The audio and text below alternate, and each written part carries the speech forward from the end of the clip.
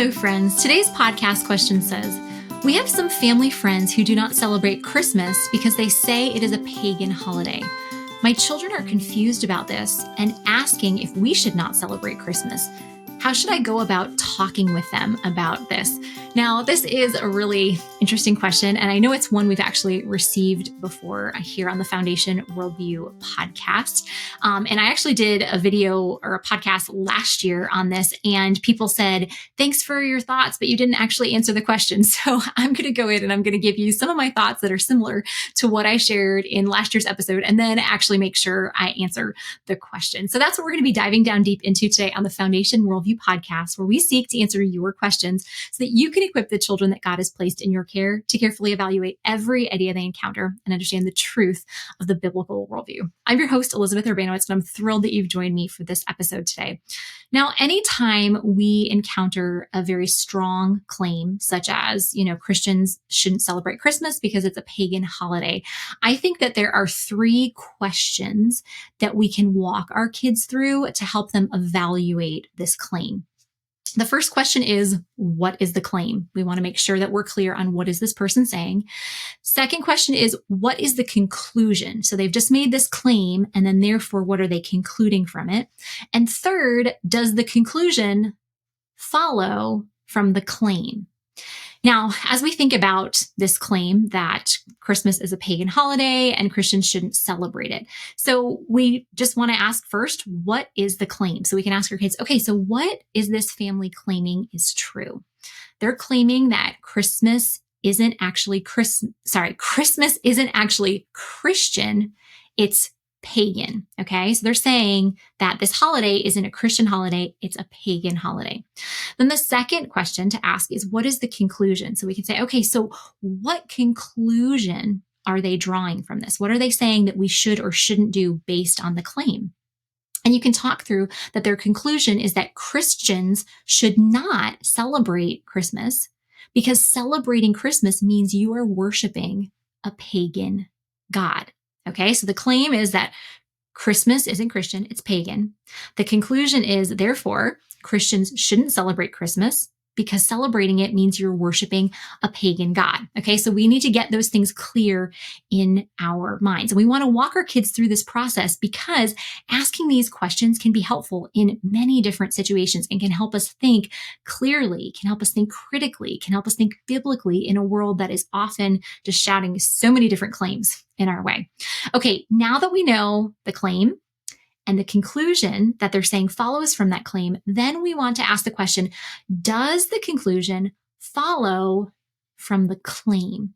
And in this case, the answer is no, that the conclusion this person is drawing is a version of the genetic fallacy, saying that because something started a certain way, it can't possibly be true or good.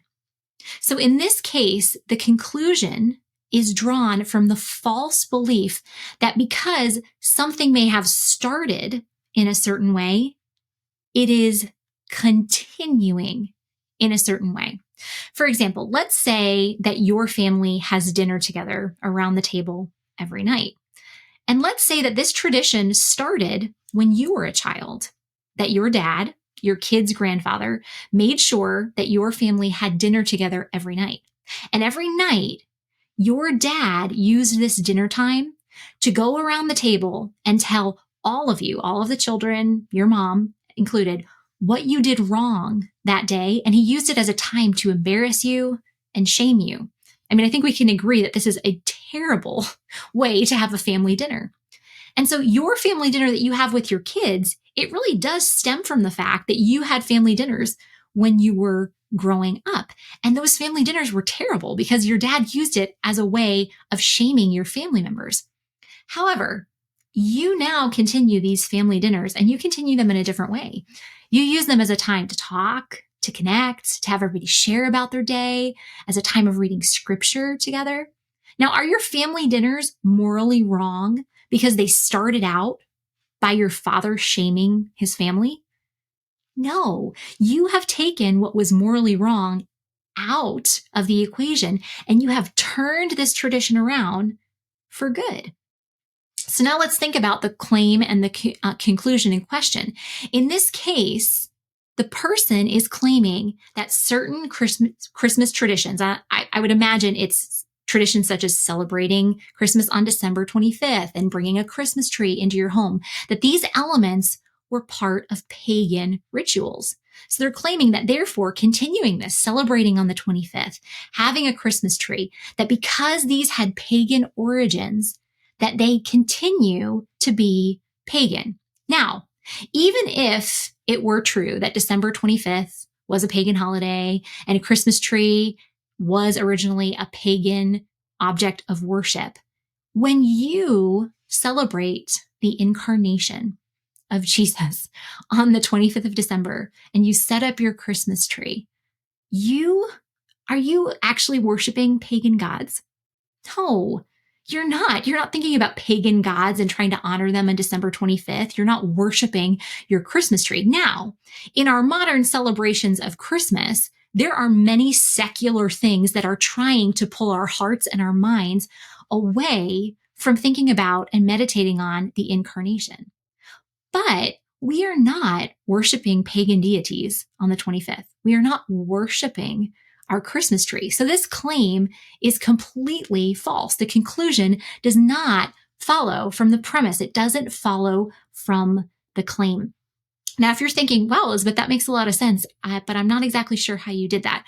Well, highly recommend that if you have children that are 10 and older, that you check out our careful thinking curriculum here at Foundation Worldview. Because what I just walked us through is exactly what we do in that curriculum, is we walk kids step by step through looking at how do we think well whenever we encounter a claim that someone is making. I just think that if more families took their kids through our careful thinking curriculum, that we would have so many less children getting caught up in the cultural craziness and confusion of our day, that we would have so many less children deconstructing the faith in college and young adulthood, because they would be equipped to think critically and to cut through false ideas. Now, I told you at the beginning of this podcast that I recorded a similar one last Christmas, and people were like, yeah, but Elizabeth, you never actually answered the question. Does Christmas have pagan origins? And you're right. I still have not answered that question, which is what I'm going to do right now. We want to look at, is it true? Is it true that the Christmas holiday began as a pagan holiday? Now, just as a disclaimer up front, in the show notes, we are going to include links to 2 different videos. One video is produced by Wesley Huff, another one produced by Mike Winger. And these videos that we link to are going to cover this topic much more thoroughly. Both Wes and Mike have a lot more knowledge about ancient cultures than I do. So their responses are much more thorough. Highly recommend you hop over and check those out. What I'm going to do here is I'm going to give you the Cliff Notes version answer. So, is it true that Christmas is actually rooted in a pagan holiday? Does it have pagan origins? And the short answer, which I will provide some brief evidence for, is no. Christmas does not have pagan origins. That when you look at the historical record, there is not sufficient evidence to support the claim that December 25th was a standard pagan holiday. Now, some out there in, random YouTube videos are claiming that the Roman holiday of Sol Invictus was celebrated on December 25th. However, it isn't until the middle of the 4th century where we find any link to this holiday, to Sol Invictus and December 25th. And the interesting thing is, so the first time we find the connection between Sol Invictus and December 25th is in the middle of the 4th century, but we have documentation that Christians had already identified December 25th as the day they thought Jesus was born, decades before we have any claim that Sol Invictus was celebrated on December 25th. So it is possible that the pagan communities actually took December 25th from Christians.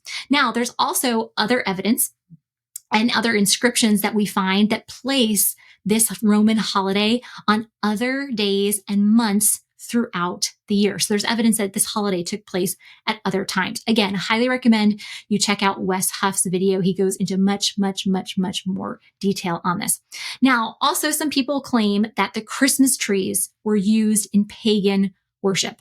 This, again, is a claim that is unfounded. There is no early evidence for bringing a tree into your home and decorating it as a form of pagan worship. However, there is evidence of trees being brought into the home being a distinctly Christian tradition from the 16th century on. Now, some who claim the name of Christ say that no matter how this tradition started, no matter how this tradition started, whether it was a pagan origin or a Christian origin, it's still wrong to have Christmas trees because Jeremiah 10 forbids this practice. But this claim is based on a faulty interpretation of Jeremiah 10. What we're going to do is we're going to go through right now Jeremiah 10, verses 2 through 5. And this passage reads, "Thus says the Lord, learn not the ways of the nations, nor be dismayed at the signs of the heavens, because the nations are dismayed at them. For the customs of the peoples are vanity. A tree from the forest is cut down and worked with an axe by the hands of a craftsman. They decorate it with silver and gold. They fasten it with hammer and nails so that it cannot move. Like a scarecrow in a cucumber field, their idols cannot speak. They must be carried because they cannot walk. Do not fear them, for they can do no harm, nor can they do any good." As we read this passage, we see that it's clear that it's talking about crafting an idol out of wood and then overlaying it with silver or gold. It's not talking about cutting down a tree, bringing it into your house and putting decorations on it. It's talking about crafting an idol. And even if what people did back then was cut down trees, decorate them with silver and gold tinsel, and worship them, bringing a tree into our house and lighting it up to remind us that Jesus is the light of the world, that is not idol worship. So I hope with this podcast, I have answered the question and also linked to some other helpful resources. Again, the video by Wes Huff will go way more in depth on the 25th, December 25th debate, as well as the Christmas tree. And the Mike Winger video is going to go in depth on that Jeremiah 10 passage. So highly recommend that you check out those videos for a more thorough treatment on this topic. So just as we close off our time together, I think, just some conclusions is let's help our children think well, that our children are going to continually encounter different claims, both from within the Christian community and from outside of it. We need to help them to think well. Again, highly recommend you check out our careful thinking curriculum if you have children who are 10 and older. Then also, we need to know that the claim that Christmas is pagan is false. There simply is not evidence to support that. And then even if that were true, even if it were true, the conclusion that we shouldn't celebrate Christmas doesn't follow from that claim. That celebrating the incarnation on December 25th, it's not something that's required for Christians, okay? We're not commanded in the Bible that we have to celebrate on December 25th. Yet as those who have been redeemed by Jesus, who have been reconciled to God and have been adopted into his family, we should celebrate wholeheartedly what God has done for us in the incarnation. Well, that's a wrap for this episode, but as we leave our time together, my prayer for you is the same as always, that no matter the situation in which you and the children God has placed in your care find yourself, that you would trust that God is working all things together for your good by using all things to conform you more into the image of his Son. I'll see you next time.